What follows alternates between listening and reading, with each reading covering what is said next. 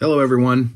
This is not going to qualify as a short because it will be more than a minute long, but not a whole lot longer. So I wanted to take a moment to post another video about Sam Rubin.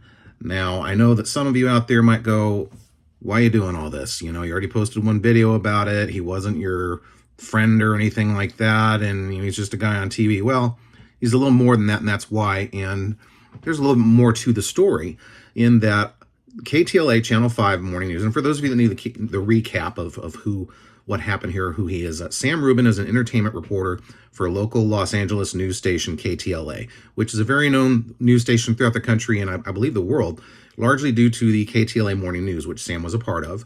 And I've been watching the morning news since 1993, so the whole crew has been a big part of my life, but one of my favorite parts has always been Sam Rubin's entertainment report.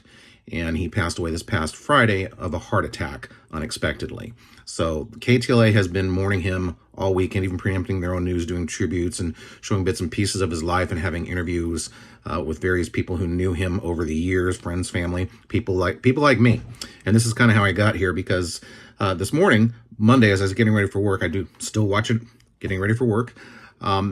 They were interviewing people who had something to say about Sam at his favorite restaurant, the Apple Pan, which it's somewhere in LA. I didn't get a chance to look at the address, but I'm sure you can look it up if you're interested. And also at Randy's Donuts, which is a world famous place. It's a place with a giant donut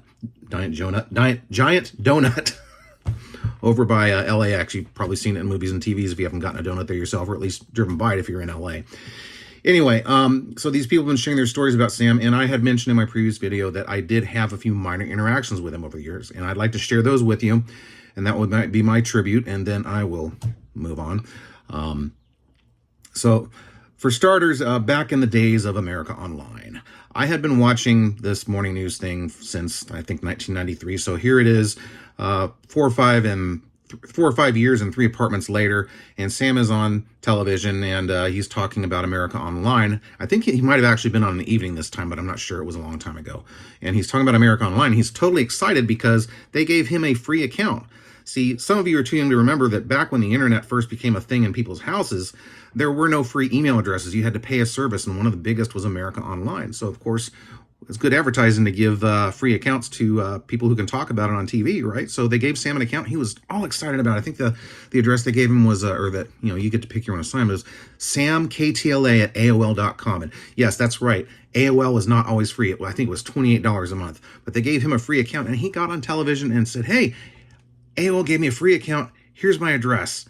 Write to me, or something like that. He was totally stoked about it. And I imagine he probably heard from hundreds, maybe thousands of people right away, but I was one of them. And he responded to me. And we had a few online talks over the course of time, every now and then, just about little things. We had one thing in common in that I, years ago, had kind of distantly been acquainted with Jennifer York because she was a member of a Christian rock band called Rachel, and she was a actually the traffic reporter at the time. She's still around. I think she's on KNX now.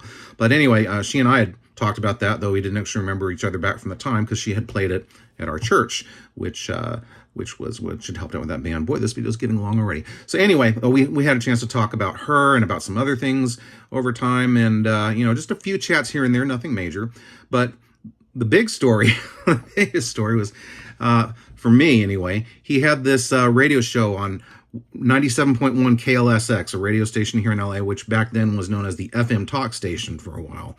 And he had a radio show in addition to all his Channel 5 and other things that he was doing.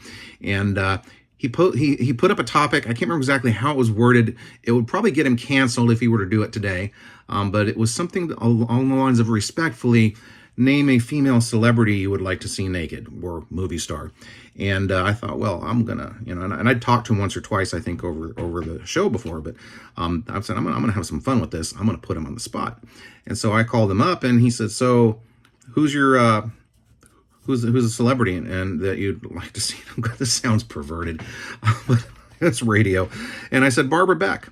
Now, for those of you who don't know, Barbara Beck was one of the anchors of KTLA 5 at the time. She'd been there for years, and she's a beautiful woman. In fact, I'm going to see if I can tag her in this video somehow. But she was on the station at the time, so I'm going to put Sam on the spot because he has to sit next to her every day. And he laughed. He took it like a pro. I imagine Barbara Beck did too, if she ever heard about it. But that was like probably the last time I talked to him, and that was, I don't know, late 90s, early 2000s. And then just one other thing, something he did on the radio also, and that had nothing to do with me. And I can't look this up. I don't have time to look it up. But there was a movie starring Tom Cruise, and it was produced by, if I recall correctly, Cameron Crowe. I don't remember which movie it was, but apparently I think Sam had given it a bad review or something because he was an honest reporter, an honest entertainment reporter. So he said what he really thought about the movie, or maybe it was something else, but it was something that came across as negative. I think it was just a bad review of the movie. And Cameron Crowe and Tom Cruise responded to that by coming on his show and discussing it with him. And I remember thinking, wow, he's not just some reporter to these guys. They really take him seriously. They care about his opinion. Tom Cruise and Cameron Crowe care about Sam Rubin's opinion. And if you look around at all the tributes going on around LA and other parts of the world now, it shows that he was well respected in the community. And people took him seriously. And he wasn't afraid to say what he thought needed to be said. He was very honest and sincere in what he did, and he passionately loved it. He got to do what he loved since he was a kid, all the way up until near his dying breath. And a lot of people will never get to live that dream. So I'm happy that he had the life he wanted. I'm sorry it's over. I know that a lot of people miss you, Sam Rubin. I'll miss you in the mornings, but rest in paradise. That's it.